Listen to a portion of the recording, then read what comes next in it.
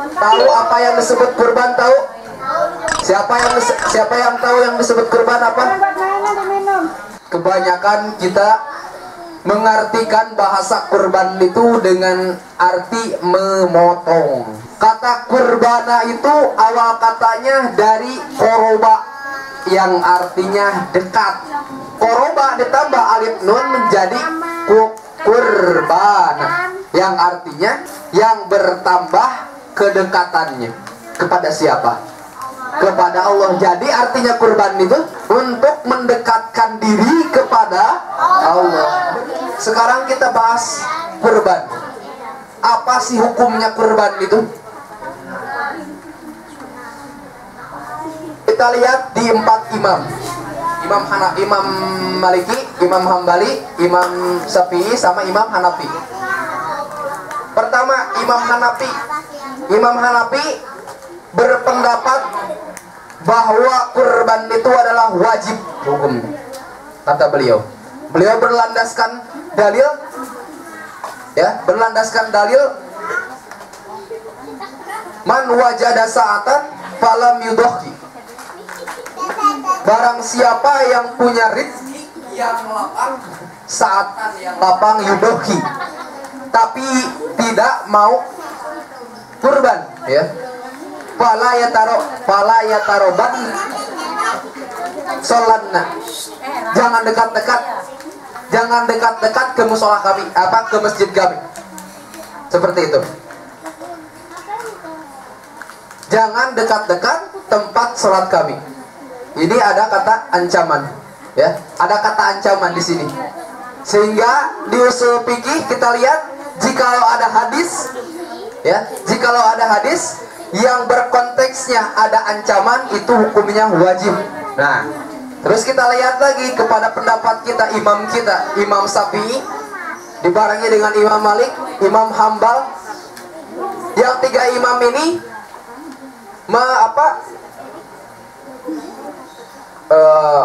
berpendapat bahwa kurban itu adalah sunnah.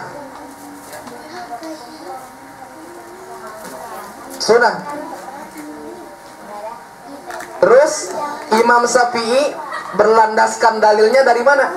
Ada hadis Nabi yang menceritakan bahwa Abu Bakar itu hadisnya kata Rasulullah, ada 3 macam, ada 3 kewajiban yang wajib bagiku tapi tidak bagi engkau, kata Rasulullah, cuman sunnah aja bagi engkau. Di antaranya yaitu Abu Bakar, selama setahun ini Abu Bakar tidak melaksanakan kurban. Yang Abu Bakar itu para sahabat semua pada tahu Abu Bakar itu tidak pernah meninggalkan kurbannya satu dalam tahun-tahunnya. Setiap tahun Abu Bakar tidak meninggalkan kurban, tetapi pada tahun itu Abu Bakar kelihatan sama para sahabat, kenapa tidak kurban? Ditanya sama para sahabat, ya Abu Bakar, kenapa kamu tidak kurban? Sengaja saya tidak kurban. Untuk apa?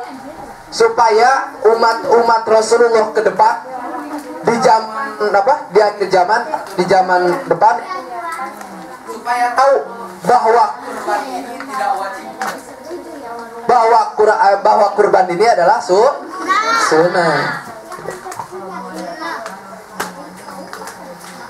Terus apakah kita harus berkurban? Jikalau kita sudah memenuhi 4 ini, jikalau kita ada dalam diri kita yang 4 ini, maka kita harus kurban, ya. Apa? Yang pertama sanggup memenuhi, yang pertama nih, sanggup memenuhi kebutuhan pribadinya. Yang kedua yaitu sanggup menafkahi atas orang-orang yang wajib dia nafkahi. Yang ketiga yaitu sanggup memberikan makan dan minum pada 4 sebelum Dzulhijjah, pada 4 hari sebelum sholat Id, sebelum hari Idul Fitri, Idul Adha, dan 1 atau 2 atau 3 hari sesudah Idul Adha. Yang keempatnya punya hewan kurban. Jikalau kita mampu, misalkan nih mampu membeli hewan kurban, dan kita yang 3 ini seperti kita udah bisa mencukupi kebutuhan kita. Kira-kira kita cukup lah 4 hari atau 5 hari atau 10 hari sebelum sebelum Idul Adha, saya punya uang atau saya bisa mencukupi kebutuhan saya, misalkan kayak gitu ya. Dan sesudahnya 1 atau 2 hari 3 hari masih ada lah insya Allah duit ya, uang masih ada, atau kebutuhan yang lain masih bisa tercukupi. Kita punya uang nih misalkan 2,5 juta atau 3 juta, beliin kambing, terus apa? Kurban ya. Tak dahuluin kurban dulu apa sih? Akikah dulu. Dahuluin akikah dulu apa kurban dulu? Tak, kan saya mah belum akikah misalkan, tapi saya pengen kurban ya. Apakah boleh saya kurban tapi saya belum akikah? Boleh, kata siapa enggak ya? Kita boleh akikah dipinggirkan dulu, kita pengen kurban aja. Jikalau uangnya ngepas misalkan 2,5 juta ya, seperti itu. Jikalau kita punya uang 5 juta misalkan ya, kita punya uang 5 juta, 2,5 juta untuk akikah, 2,5 juta untuk kurban, selesai semua, seperti itu ya. Terus jikalau kurban pasti berhubungan dengan hewan, bisa sapi, bisa unta, bisa kerbau, bisa kambing, kelinci boleh, tikus boleh, ayam boleh, kata siapa boleh? Nah, ada yang berpendapat ya, gak tahu ajaran siapa, kita bisa berkurban dengan ayam 200 ayam. Pokoknya ayam itu kalau dihargain, sebanyak ayam itu dihargain bisa mencapai harga kambing misalkan ya. Kalau dihargain kurbannya pakai ayam aja gak bisa, terus siapa bisa ya, seperti itu. Jadi kurban itu harus kambing atau kambing, onta, kerbau, sapi, seperti itu. Terus syarat hewan untuk bisa dijadikan kurban apa? Pertama, hewannya harus berumur 2 tahun. Kak, gimana ini nentuin? Kita tahu bahwa si kambing ini umurnya 2 tahun. Hebat kambing ya. Kambing ini umurnya 2 tahun. Kambing kan gak punya akte kelahiran. Kambing kan gak ikut masuk kakak keluarga. Kambing kan gak punya KTP. Kita bagaimana bisa mengetahuinya? Dari apa namanya sih? Tanduk, bisa dari tanduk, bisa dari gigi. Kalau bahasa Sunda nama punglak. Ini kambing udah punglak 2-nya. Punglak itu udah apa? Copot giginya. Giginya udah ganti, si gigi itunya jadi udah ganti gigi. Punglak 2 biasanya 2 tahun. Pengalaman ini pengurus kambing dulu, alumni ya. Terus si tanduknya, gregetnya udah agak besar gitu, udah agak rapat gitu. Ini kalau yang muda kan belum pada rapat, kalau itu mah udah rapat gitu. Nah itu ciri-cirinya ya. Kedua, syaratnya apa? Hewannya tidak sakit. Makanya bagi panitia kurban hati-hati dan harus teliti gitu. Teliti memilih hewan kurban. Karena kenapa?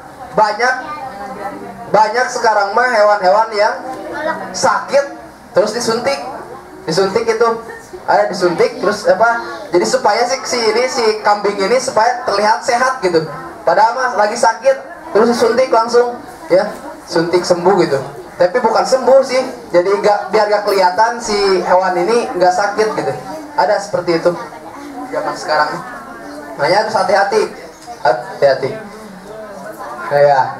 Terus kenapa kita memilih hewan kurban yang harus berumur 2 tahun? Karena kenapa? Kalau hewan kurban di bawah 2 tahun itu kan masih muda.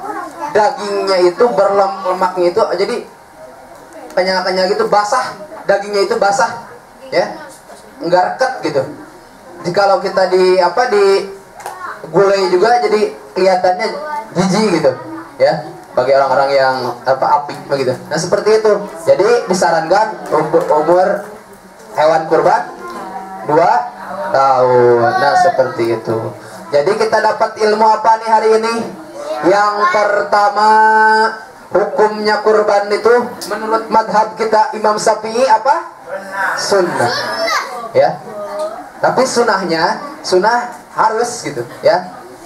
Muakkad ya. Sunnah muakkad kan tingkatan hukum itu fardu ain, fardu kifayah, terus ya fardu itu wajib ya. Ada wajib, ada sunnah muakkad, ada sunnah ya, ada makruh seperti itu. Nah ini sunnah muakkad di atas sunnah ya, di atas sunnah. Makanya kalau kita punya peluang rezeki ya, laksanain kurban ya, jangan dinanti-nanti. Nah seperti itu. Dan kakak sarankan nih, dengerin untuk para cewek-cewek juga, ciwi-ciwi ya. Jadi kalau kita menghadiri pemotongan kurban, kakak sarankan kerudungnya pakai ya, jangan nggak pakai kerudung. Karena kenapa? Kurban itu untuk mendekatkan diri kepada Allah. Dengan kita menghadirinya sama aja dengan beribadah. Jangan pakai itu, jangan pakai celana pendek. Saudara yang pakai celana pendek, akan kan saya masih kecil, jangan pakai celana pendek. Kenapa kak? Emang itu yang motongnya nanti salah motong lagi, mau motong kaki sapi malah kaki kamu ya, seperti itu ya. Akhirul kalam, belum ya. Yang kedua yaitu kita dapat ilmu, yaitu jikalau orang yang sudah memenuhi 4 kriteria ini, pertama cukup bisa mencukupi kebutuhan pribadinya, bisa menafkahi orang-orang yang wajib dinafkahi, bisa mencukupi atau memberikan minum dan makan kepada keluarganya. 4 setelah Idul Adha, 1 atau 2 atau 3 sesudah Idul Adha, dan yang keempat yaitu punya hewan kurban itu itu sunnah kurban bagi orang-orang seperti itu ya. Terus bagi yang ketiga yaitu ilmu yang kita dapatkan, yaitu cara pemilihan hewan yang ingin dikurbankan, yaitu yang pertama hewannya harus berumur 2 tahun, yang kedua yaitu gak boleh sakit. Nah seperti itu ya. Jikalau ada keinginan dalam diri kita, insya Allah ya, insya Allah tidak ada yang tidak mungkin ya, tidak ada yang tidak mungkin pasti. Apalagi di zaman sekarang mah banyak masjid-masjid yang yang mengadakan tabungan kurban. Ada tabungan sapi kan, tabungan kambing yang kurban itu, nah ikutan 1 tahun seperti itu. Karena kalau kita misalkan di satu hari pengen kurban ya, kalau kita melihat penghasilan kita belum cukup, misalkan untuk ibu bapak ya, maksudnya kalau untuk anak-anak udah belum pada kerja ya, kita pengen kurban misalkan ya, karena tapi penghasilan kita ya masih minim gitu, ikutan tabungan kurban. Nah seperti itu di di masjid-masjid atau di perkampungan kayak gitu banyak juga ya, atau di perumahan-perumahan kayak gitu. Nah seperti itu. Akhirul kalam, semoga ada manfaatnya, semoga ilmu yang kakak sampaikan bermanfaat bagi kita dan bisa melaksanakannya, dan semoga Allah catat di Lauhil Mahfuz supaya kita bisa berkurban. Amin ya Allah ya Rabbal alamin. Benarnya dari kakak, kesalahannya dari data.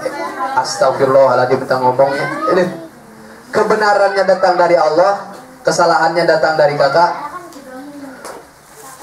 Akhirul kalam, wabillahi taufiq wal hidayah. Wassalamualaikum warahmatullahi wabarakatuh.